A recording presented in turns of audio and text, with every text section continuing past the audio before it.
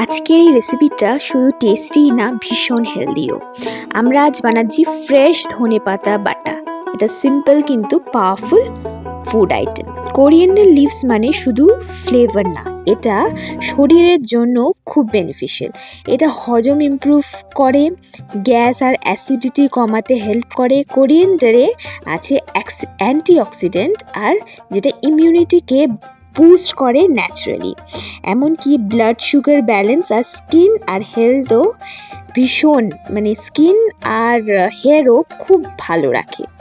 আর সব থেকে ভালো জিনিস কি বলুন তো, এই রেসিপিটা বানানো খুব ইজি।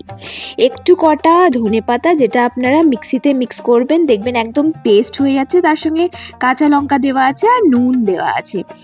আর লাস্টে কি হবে বলুন তো, ওটা আপনি ভালো করে একটা পাত্রে বার করে নেবেন।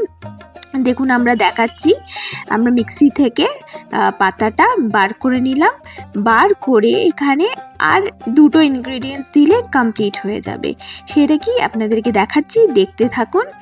আর না দেখলে তো বুঝতে পারবেন না। আর আপনারা কোথা থেকে দেখছেন সেটা আমাদেরকে কমেন্ট করে অবশ্যই জানাবেন।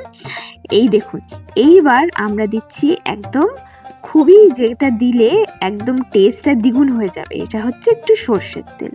সর্ষের তেল দেব। সর্ষের তেল দেওয়ার পরে দেখুন কালারটা একটু চেঞ্জ হয়েছে। এরপরে আমরা দিচ্ছি লেবু, ঠিক আছে? অল্প লেবু দিলেই হয়ে যাবে, এটা অপশনাল, আপনারা নাও দিতে পারেন।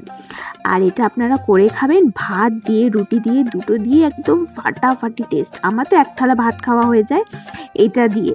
তো আপনাদের কেমন লেগেছে ভিডিওটা অবশ্যই জানাবেন, লাইক শেয়ার সাবস্ক্রাইব করবেন। Thank you.